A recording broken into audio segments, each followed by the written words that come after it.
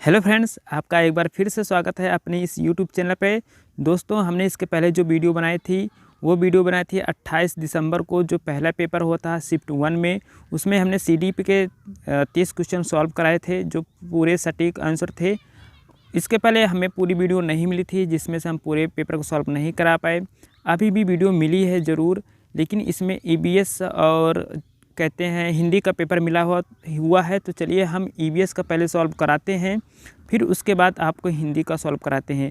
अगर आपने सीडीपी की पहली वीडियो नहीं देखी है तो उसको लिंक हम नीचे दे देंगे, और आप चैनल पे जाकर भी उस वीडियो को देख सकते हैं। तो उस वीडियो को ज़रूर देख लें ताकि आपको सीडीपी के भी क्वेश्चन मिल पाएँ और आपको ईवीएस के और हिंदी के भी क्वेश्चन मिल पाए।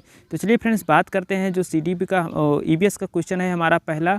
वो क्वेश्चन पहला हमारा ये है कि अध्यापिका विभिन्न प्रकार के घोंसले पर चर्चा कर रही है। वह विद्यार्थियों से उनके द्वारा देखे गए घोंसले के प्रकारों के बारे में पूछती है। एक विद्यार्थी कहता है कि कुछ दिन पहले एक चिड़िया ने उसके घर की बालकनी पर घोंसला बनाया था, लेकिन उसकी मम्मी ने यह कहकर उसे हटा दिया कि बालकनी टहनियों और चिड़ियों की भीड़ से गंदी हो रही है। अध्यापकों को क्या करना चाहिए? आप क्वेश्चन को ध्यान से समझें कि क्वेश्चन क्या कह रहा है, तब उसके बाद हम आंसर तो जो देंगे ही देंगे, और जल्दी जल्दी आंसर देंगे। यहाँ पे ज़्यादा हम विश्लेषण नहीं कर पाएंगे क्योंकि आपको आंसर ही जानना है। तो आप जो है क्वेश्चन को ध्यान से पढ़ लेना, ठीक है। तो यहाँ पे पूछा, एक टीचर है, वह जो है विभिन्न घोंसलों के बारे में चर्चा कर रही है और घोंसले के प्रकार के बारे में जो है विद्यार्थियों से कहती है कि कुछ दिन पहले एक चिड़िया ने उसके घर में बालकनी पर घोंसला बनाया था, लेकिन उसकी मम्मी ने यह कहकर उसे हटा दिया कि बालकनी टहनियों और चिड़ियों की भीड़ से गंदी हो रही है। अध्यापकों को क्या करना चाहिए?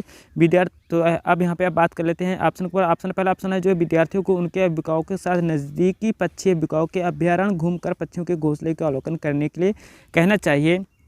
दूसरा जो हमारा ऑप्शन बनता है, विद्यार्थियों और उनके अभिभावकों के लिए कार्यशाला का आयोजन करके उन्हें समझना चाहिए कि चिड़ियों के घोंसले नष्ट क्यों नहीं किए जाने चाहिए। तीसरा ऑप्शन है, विद्यार्थियों की मम्मी से बात करके उन्हें बताना चाहिए कि उन्हें घोंसले हटाकर गलत किया।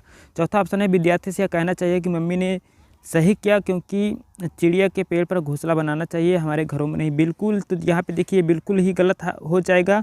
अब विद्यार्थियों को मम्मी से बात करके उन्हें बताना चाहिए कि उन्हें घोंसला हटा देकर गलत किया, बिल्कुल गलत। विद्यार्थियों को उनके अभिभावक के लिए कार्यशाला का आयोजन करके उन्हें समझाना चाहिए कि चिड़ियों के घोंसले नष्ट क्यों नहीं किए जाने चाहिए। तो यहाँ पे देखिए ये तो सही तो बनता है, लेकिन देखिए ज़्यादा पॉजिटिव जो बनता है वो हमारा पॉजिटिव 1 बनता है, क्योंकि पॉजिटिव 1 में बात किया गया कि विद्यार्थियों को उनके अभिभावक के साथ नज़दीकी पक्षी अभिभावक अभ्यारण्य घूमकर पक्षियों को घोंसले का अवलोकन कर लिए कहना चाहिए। अब ये इसलिए सही हुआ क्योंकि जब बच्चों के साथ हम नज़दीकी अभ्यारण्य में जाएंगे, घूमेंगे, तो हर पक्षियों की विशेषता के बारे में जान जाएंगे कि कौन से पक्षी घर में घोंसला बनाते हैं, कौन से पक्षी पेड़ों पर घोंसला बनाते हैं। तो इससे वो जान जाएंगे, इसलिए हमारा जो पहला आंसर है वो पहले क्वेश्चन का पहला आंसर सही बन गया। तो चलिए फ्रेंड्स, बात कर लेते हैं दूसरे क्वेश्चन पर। देखिए दूसरा क्वेश्चन जो है रिपीटेड क्वेश्चन, कितना आसान क्वेश्चन कि अपनी गर्दन को झटके से आगे पीछे करने वाले पक्षी हैं। तो देखिए जो अपने आगे से पीछे जो करते हैं वो है मैना, ठीक है। जो 360 पूरा घुमा लेते हैं, धीरे धीरे घुमाते हैं, वो उल्लू होता है। तो यहाँ पे जो आंसर बनाएगा दूसरा ऑप्शन सही होगा। तो चलिए फ्रेंड्स, बात कर लेते हैं अब हमारे तीसरे क्वेश्चन पर। तीसरा क्वेश्चन कह रहा है कि ब्रेल लिपि का उपयोग दृष्टिहीन व्यक्तियों द्वारा किया जाता है। इस प्रकार की लिपि मोटे कागज पर उभरे हुए बिंदुओं बने होते हैं। उभरे हुए होने के कारण दृष्टिहीन व्यक्ति इन्हें छूकर पढ़ सकते हैं। यह लिपि आधारित है, देखिए यह लिपि जो होती है दृष्टिहीनों के लिए होती है और यह भी जो होती है 6 बिंदुओं पर आधारित होती है, ठीक है। अब बात कर लेते हैं हम चौथे क्वेश्चन पर। चौथा क्वेश्चन है, नीचे दिए गए जीवों पर विचार कीजिए। घड़ियाल, कौवा, बतख, मछली, कछुआ, उसे चुनिए जो अन्य से भिन्न है। तो देखिए ये जो क्वेश्चन है, ये जो क्वेश्चन 2018 का रिपीटेड क्वेश्चन है, और यहाँ पे जो बात की गई कि अन्य भिन्न कौन है, इन चारों में से भिन्न कौन है। देखिए कछुआ भी पानी में रहता है, घड़ियाल भी पानी में रहता है, मछली भी पानी में रहता है, लेकिन कौवा पानी में नहीं रहता है। तो इसलिए ये वाला ऑप्शन हमारा सही बन जाता है। तो चौथा ऑप्शन जो है हमारे चौथे का सही होगा। चलिए फ्रेंड्स, बात कर लेते हैं पाँचों क्वेश्चन को। पाँचों क्वेश्चन कह रहा है कि आपके विद्यालय का बागवान विद्यालय के बगीचे से सूखी पत्तियां इकट्ठा करता है और जलाता है। आपका एक विद्यार्थी इसकी शिकायत आपसे करता है, तो आप क्या करेंगे? ठीक है, क्वेश्चन को एक बार फिर से पढ़ते हैं कि आपके विद्यालय का बागवान विद्यालय के बगीचे में सूखी पत्तियां जो है इकट्ठा करता है, ठीक है। विद्यालय है और उस विद्यालय में जो बागवान जो गार्डनर होता है वो सूखी पत्तियों को इकट्ठा करता है और जलाता है, और आपका एक विद्यार्थी इसकी शिकायत आपसे करता है, तो आप क्या करेंगे? प्रधानाध्यापक, देखिए विकल्प में प्रधानाध्यापक से कहेंगे कि कोई इस समस्या को सुलझाएं क्योंकि इससे विद्यालय का वातावरण प्रदूषित होगा। ठीक है, ये सकारात्मक बनता है। आगे भी बात कर लेते हैं। विद्यार्थियों को समझाएंगे कि बागवान बगीचे के कचरे में कम कर रहा है। ठीक, देखिए तीसरा भी देख लेते हैं। विद्यार्थियों सूखी पत्तियों को इकट्ठा करने में बागवान को मदद करने को कहेंगे तथा खाद बनाने में सहायता करेंगे। चौथा जो क्वेश्चन है, बागवान से बात करेंगे और ऐसे निर्देश देंगे कि वो ऐसा ना करें क्योंकि यह पर्यावरण के लिए हानिकारक है। देखिए ये तो बागवान से बात के हानिकारक है, लेकिन जब हानिकारक है तो बागवान बेचारा करेगा क्या? मतलब पत्तियाँ तो इकट्ठा होगी, जब इकट्ठा होंगी सड़ी गलेंगी तो उसमें वहाँ पे जो है सफाई नहीं रहेगी, तो कुछ ना कुछ तो करेगा ना। तो सबसे बढ़िया सटीक हमारा आंसर जो बन जाता है वो तीसरा ऑप्शन बनता है कि विद्यार्थियों से सूखी पत्तियाँ इकट्ठा करने में बागवान की मदद करने को कहेंगे तथा खाद बनाने में सहायता करेंगे। ये वाला ऑप्शन हमारा बिल्कुल सही होता है, पाँचवें का तीसरा। आगे बात फ्रेंड्स हम करते हैं कि जल संरक्षण पढ़ाने का सबसे उचित तरीका यह होगा कि विद्यार्थियों से कहा जाए। देखिए यहाँ पे जल संरक्षण मतलब जल बचाने की बात कही गई है। तो यहाँ पे जो ऑप्शन है, जल के उपयोग से संबंधित चित्रों को देखकर यह चर्चा करना है कि कहाँ जल का उपयोग अधिक हो रहा है। ठीक है, उन गतिविधियों का चित्र बनाने के लिए कहना वो जल के उपयोग तथा उसके बिना कर सकते हैं। ठीक, ये सकारात्मक बनता है ज़्यादा। आगे भी देख लेते हैं। जल संरक्षण से संबंधित कहानियाँ, कविताओं और गीत इकट्ठे करना। ठीक है, ये भी है। वो और उनके परिवार के सदस्य का जल उपयोग कैसे करते हैं, इसका जल बजट बनाए। देखिए जल बजट बनाने से कोई मतलब नहीं, क्योंकि जल संरक्षण पढ़ाने का उचित तरीका पूछा गया है। तो देखिए जल संरक्षण से संबंधित कहानी कविताएं या कहानी कविताओं का इसमें इंपॉर्टेंट रोल नहीं बनता है। उन गतिविधियों का चित्र बनाने के लिए कहना जो वह जल के उपयोग तथा उसके बिना कर सकते हैं। देखिए इससे अगर बच्चों को हम पढ़ाएंगे तो ये वाला ऑप्शन हमारा दूसरा वाला ऑप्शन बिल्कुल ही सही होगा। वो इसलिए सही होगा बच्चे, इसलिए सही होगा क्योंकि यहाँ पे अगर गतिविधियों के द्वारा बच्चों को बताएंगे, चित्र बनाने के लिए कहेंगे तो बच्चे वे समझ पाएंगे कि जल के उपयोग से हम क्या कर सकते हैं और जल का उपयोग नहीं रहेगा उसके बिना हम जो है क्या कैसे रह पाएंगे, कैसे कर सकते हैं। तो इससे बच्चे का जो है सबसे बढ़िया उचित तरीका होगा और इससे बच्चे अच्छे से समझ जाएंगे। तो दूसरा ऑप्शन बिल्कुल हमारा सही होगा कि उन गतिविधियों का चित्र बनाने के लिए कहना जो वे जल के उपयोग तथा उसके बिना कर सकते हैं। चलिए फ्रेंड्स हम बात करते हैं सातवें क्वेश्चन पर के। सातवें क्वेश्चन कह रहा है शैक्षिक भ्रमण के दौरान रात को जंगल से गुजरते हुए तीसरी कक्षा के विद्यार्थी आपका ध्यान किसी कीट की ची ची आवाज़ की ओर आकर्षित करते हुए पूछती है और यह कहती है कि यह क्या है। एक अन्य विद्यार्थी जवाब देता है कि यह सितारों के चमकने की आवाज़ है, आप क्या करेंगे। देखिए यहाँ पे जो है सीधे बात कही गई है कि तीसरी कक्षा के एक विद्यार्थी आपका ध्यान किसी कीट की चींची आवाज़ की ओर आकर्षित करते हुए पूछती है कि यह क्या है। एक अन्य विद्यार्थी जवाब देता है यह सितारों की चमकने की आवाज़ है, आप क्या करेंगे। तो देखिए फ्रेंड्स यहाँ पे जो है टीचर से पूछा गया कि आप इस पर क्या अपना जो है निर्णय लेंगे, बच्चों से क्या कहेंगे। तो या इस व्याख्या को स्वीकार कर लेंगे क्योंकि अगली कक्षाओं में विद्यार्थियों से सही उत्तर सीख सकेंगे। बिल्कुल भी नहीं है ये आंसर। विद्यार्थियों से कहेंगे कि खोजे आवाज़ कहाँ से आ रही है। विद्यार्थियों से कहेंगे कि खोजे आवाज़ से कहाँ आ रही है। देखिए सटीक बनता है, लेकिन देखिए ये सीटेट का तो यही खासियत होती है कि सब ऐसे लगते हैं सब क्वेश्चन सही हैं। चलिए आगे भी बात कर लेते हैं तीसरे ऑप्शन के ऊपर कि अन्य विद्यार्थियों से उनकी प्रतिक्रिया साझा करने के लिए कहेंगे। ये ज़्यादा पॉजिटिव लग रहा है। विद्यार्थियों को सही बताएंगे क्या एक कीट की आवाज़ है। देखिए बच्चे तो जान ही रहे हैं, मतलब कि एक इसमें बताया गया है कि तीसरी कक्षा के विद्यार्थी आपका ध्यान किसी कीट की चींची की आवाज़ की ओर आकर्षित करते हुए पूछती है। ये मतलब तीसरी कक्षा के विद्यार्थियों को ऐसा लगता है कि कीट की, लेकिन क्या उसे ही मान लेंगे, तो ऐसा बिल्कुल भी नहीं करेंगे। कीट की ही आवाज़ है। उसे आवाज़ को पहचानने के लिए हम बच्चों से कहेंगे कि बच्चों आप लोग उस चीज़ को खोजो और आपस में बात करो, ताकि आप लोग जब एक कोई ना कोई अलग अलग उत्तर तो बताएगा, इससे सभी बच्चों को समझ में आएगा कि हाँ इस चिड़िया का, इस बर्ड का, इन जानवरों का ऐसे ऐसे आवाज़ होती है। इस चीज़ से आपको ज़्यादा समझ में आ जाएगा। शैक्षिक भ्रमण का यही इंपॉर्टेंट होता है। तो यहाँ पे अन्य विद्यार्थियों से उनकी प्रतिक्रियाओं साझा करने को कहेंगे, तो बिल्कुल तीसरा ऑप्शन सही होगा सातवें क्वेश्चन का। बात कर लेते हैं फ्रेंड्स क्वेश्चन नंबर 8 के निम्नलिखित में से कौन से कथन रचनावादी कक्षा में अध्यापक की भूमिका का वर्णन करते हैं। तो देखिए यहाँ पे जो ऑप्शन बन जाता है पढ़ना और ज्ञान की व्याख्या करना बिल्कुल गलत है। या बी विद्यार्थियों को ज्ञान निर्माण हेतु प्रेरित करना सही। सी प्रश्न करना और व्याख्या करना सही बनता है, लेकिन बहुत ज़्यादा सही नहीं है, तो इसको गलत ही करते हैं। विद्यार्थियों को व्याख्या करनी है तो बिल्कुल बी और डी, जहाँ पे बिल्कुल सही है आंसर। 8वां क्वेश्चन का हमारा जो आंसर है चौथा सही होगा। आगे फ्रेंड्स बात कर लेते, चलिए जल्दी जल्दी चलते हैं, कह रहे होंगे कितना टाइम ले रहे हैं। तो 9वां क्वेश्चन है, कौन सा विशेष अभिलक्षण रेगिस्तान ओक शाहबलूत पक्षी में नहीं पाया जाता। देखिए यहाँ पे पक्षी नहीं, वृक्ष में नहीं पाया जाता है, तो यहाँ पे ध्यान देंगे। तो देखिए, जो आप जानते हैं कि रेगिस्तानी जगह पे वहाँ पे सूखा पड़ता है, तो वहाँ पे जितने भी कटीले पेड़ होते हैं वो कटीले ही होते हैं, उसमें उसमें जो पत्तियाँ होती हैं वो ज़्यादा नहीं पाई जाती हैं। चलिए ऑप्शन पर देखते हैं, पत्तियाँ बहुत कम होना, पत्तियों का बहुत कम होना, ठीक है। बड़ी और बहुत सारी पत्तियाँ होना, बड़ी और बहुत सारी पत्तियाँ होना। चलिए, पेड़ के तने पानी एकत्रित होना, जड़ों के अत्यधिक गहराई तक जाना। लेकिन यहाँ पे पूछा है शाहबलूत ओक वृक्ष में नहीं पाया जाता है, तो यहाँ पे जो ऑप्शन हमारा सही होगा वो दूसरा ऑप्शन है कि बड़ी और बहुत सारी पत्तियों का होना नहीं पाया जाता है। तो 9वें क्वेश्चन का दूसरा ऑप्शन सही होगा। चलिए फ्रेंड्स बात करते हैं 10वें क्वेश्चन के ऊपर। विद्यार्थियों को प्राकृतिक संसाधनों का संरक्षण के बारे में पढ़ाते हुए आपने कहा कि हमें चौराहे पर लाल बत्ती होने पर गाड़ी बंद कर देनी चाहिए। अगले दिन आपका एक विद्यार्थी कहता है कि उसके पापा ने उसका पालन नहीं किया। उसके पापा ने उसका पालन नहीं किया। उस विद्यार्थी के पापा द्वारा किसकी उपेक्षा की जा रही है। एक बार फिर से हम क्वेश्चन को रिपीट करते हैं, क्योंकि क्वेश्चन को समझना बहुत ज़रूरी है। तो देखिए, क्वेश्चन पूछा गया, विद्यार्थी को प्राकृतिक संसाधनों के संरक्षण के बारे में पढ़ाते हुए आपने कहा कि हमें चौराहे पर लाल बत्ती होने पर गाड़ी बंद कर देनी चाहिए। अगले दिन आपका एक विद्यार्थी कहता है कि उसके पापा ने उसका पालन नहीं किया। उस विद्यार्थी के पापा द्वारा किसकी उपेक्षा की जा रही है। तो देखिए, यहाँ पे प्राकृतिक संसाधन, ध्यान दें, यहाँ पे प्राकृतिक संसाधन के बारे में पूछा गया है। तो प्राकृतिक संसाधन में जो हमारा आ जाता है वो हमारे सड़क आ जाते हैं कि नहीं आते। प्राकृतिक संसाधनों में तो सड़क आते हैं, जो ट्रैफिक है वो ट्रैफिक हमारा हो जाएगा मानव निर्मित संसाधन हो जाएगा।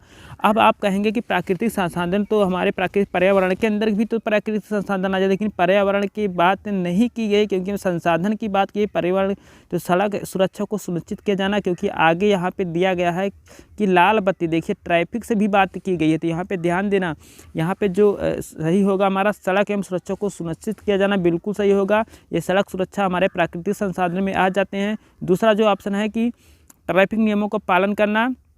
फिर उसके बाद जो हमारा ऑप्शन है ये वाला कि ट्रैफिक नियमों का पालन करना, पर्यावरण के लिए चिंतित होना, ईंधन के विकल्प, ये बिल्कुल गलत होगा, ये भी गलत होगा। तो ए और बी जहाँ पे मिलेगा ए और बी, ये देखिए दूसरा ऑप्शन हमारा 10वें का सही होगा। चलिए फ्रेंड्स, हम बात कर लेते हैं आगे वाले नेक्स्ट क्वेश्चन के ऊपर। नेक्स्ट वाला क्वेश्चन हमारा क्या है। नेक्स्ट वाला क्वेश्चन है कि यदि आप भारत के मानचित्र पर कोलकाता पश्चिम बंगाल की राजधानी से चंडीगढ़ तक कोई सरल रेखा खींचे तो कोलकाता के सापेक्ष चंडीगढ़ की दिशा कहाँ पे होगी। तो देखिए, कोलकाता के सापेक्ष जो है सापेक्ष चंडीगढ़ की जो दिशा होगी वो हमारी होगी उत्तर पश्चिम होगी। उत्तर पश्चिम इसलिए होगी क्योंकि कोलकाता, आपको पता है कि कोलकाता हमारा मान लो एक मिनट यहाँ पे जैसे ये साइड हम खींचे, ठीक है, कोलकाता मान लो हमारा यहाँ पे है। अब पूछा है कोलकाता पश्चिम बंगाल, जिसे पश्चिम बंगाल समझते ही यहाँ पे ही हमारा पड़ता है, ठीक है, पश्चिम बंगाल, ठीक है। तो पश्चिम बंगाल बंगाल की खाड़ी की तरफ पड़ता है। तो यहाँ पे देखिए, अब यहाँ से कह रहा है कोलकाता पश्चिम बंगाल की राजधानी से चंडीगढ़ तक, चंडीगढ़ आपका यहाँ पे जाके पड़ेगा इधर हिमाचल प्रदेश की तरफ, ठीक है। तरक कोई सरल रेखा खींची जाती है तो कोलकाता के सापेक्ष चंडीगढ़, जो कोलकाता, अब कोलकाता जब ये वाली हमारी दिशा क्या हो गई, ये वाली हमारी दिशा पूर्व हो गई, ठीक है, ये वाली पूर्व, ये वाली उत्तर हो गई, कह दो हाँ, ये वाली उत्तर हो गई। अब ये वाली हमारी क्या हो गई पश्चिम। तब यहाँ पे देखिए कोलकाता के सापेक्ष पूछा गया, कोलकाता के सापेक्ष, तो कोलकाता के सापेक्ष जो होगा हमारा वो होगा पूर्व, कहाँ में पूर्व, और क्या होगा ये हमारा जो ये वाली दिशा है, ये हमारी दिशा जो होगी कोलकाता के सापेक्ष, ये होगी हमारी उत्तर और पश्चिम, क्या होगी उत्तर और पश्चिम। तो देखिए यहाँ पे जो ऑप्शन हमारा सही बनता है उत्तर पश्चिम, ये बीच वाला उत्तर पश्चिम बनता है ना इसके सापेक्ष उत्तर पश्चिम, तो ये वाला हमारा ऑप्शन 4 वाला बिल्कुल सही होगा। देखिए फ्रेंड, जो हमारा 11वां क्वेश्चन का है वो 4 वाला बिल्कुल ऑप्शन सही होगा।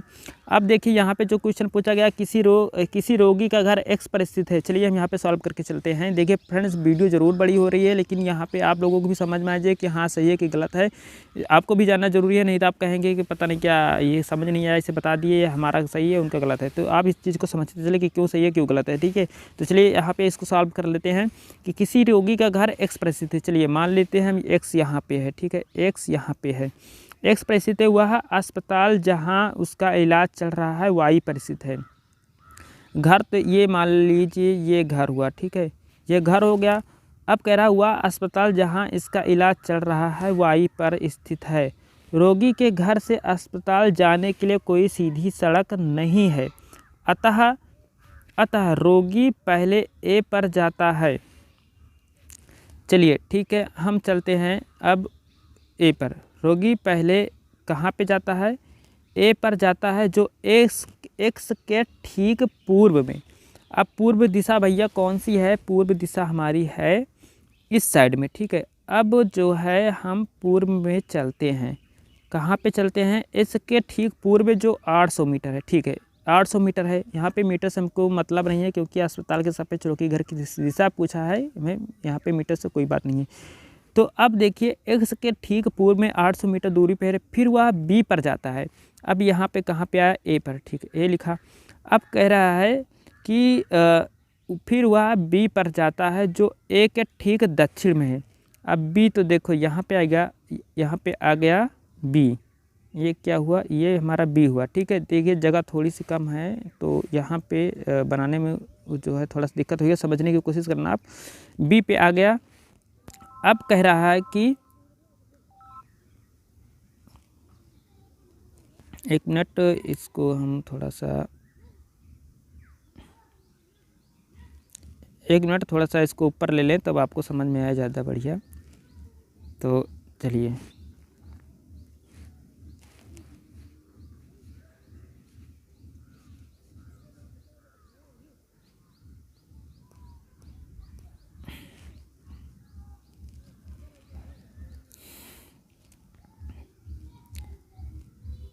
चलिए फ्रेंड्स समझिए इसको। देखिए किसी रोगी का घर एक्स पर स्थित है, ठीक है, यहाँ पे बनाते चले ताकि कुछ समझ पाए। एक्स पर स्थित है, वह अस्पताल जहाँ इलाज चल रहा है वाई पर स्थित है, ठीक है, वाई पर स्थित है। लेकिन अभी बताने वाई कहाँ पे है? रोगी के घर के अस्पताल से जाने के लिए कोई सीधी सड़क नहीं है, अतः रोगी पहले ए पर जाता है, ठीक है। हम ए पर चले, और ए पर जाता है जो एक्स के ठीक पूर्व में, पूर्व दिशा तो यही होगी ना, तो पूर्व दिशा हमने पहले बताया था, ए पर गया, ए लिख दिया हमने।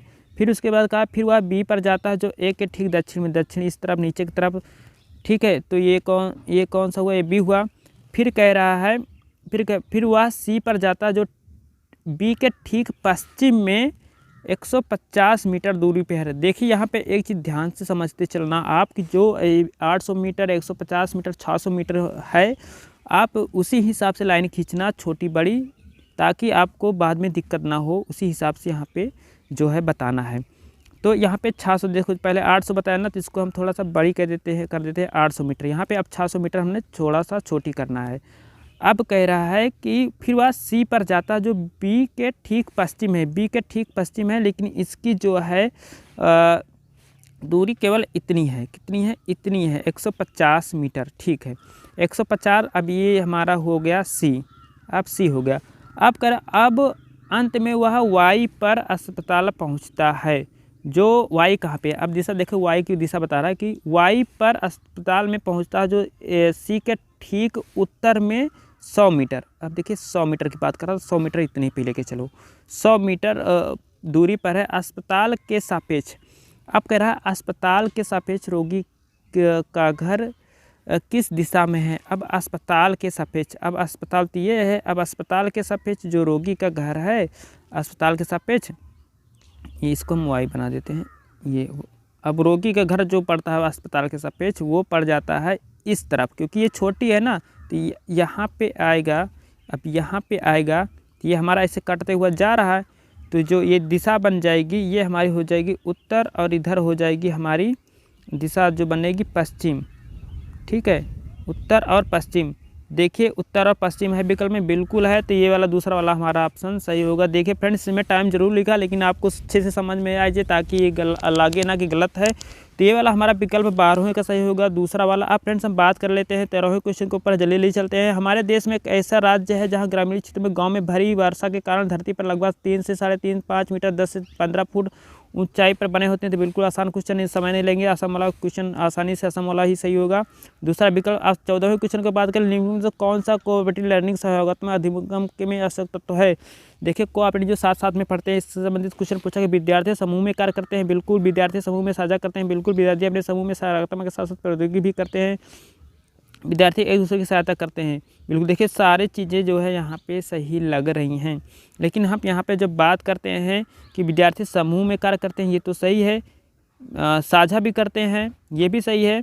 और समूह में सकारात्मक के साथ साथ प्रौद्योगिकी कार्य करते हैं। देखिए ये जो चीज़ें हैं और ये जो चीज़ें हैं, ये दोनों चीज़ें विद्यार्थी एक दूसरे की सहायता करते हैं, इसमें आ जाता है। तो डी हमारा, ए और डी कहाँ पे है, ए और डी बिल्कुल सही ऑप्शन है। चलिए फ्रेंड्स आगे बात करते हैं 15वें वाले क्वेश्चन के ऊपर की। जो 15वां वाला क्वेश्चन है, 15वां वाला क्वेश्चन ये है कि पर्यावरण अध्ययन की पुस्तक में दिए गए प्रयोग के परिणाम क्या हो सकते हैं। प्रयोग के अंत में दिए जाना चाहिए जिससे विद्यार्थी उनकी पुष्टि कर सके। देखिए यहाँ पे पूछा गया पर्यावरण अध्ययन की पुस्तक जो होती है उसमें दिए गए जो प्रयोग, जो प्रैक्टिकली चीज़ है, उसके परिणाम को हम जो है क्या करें।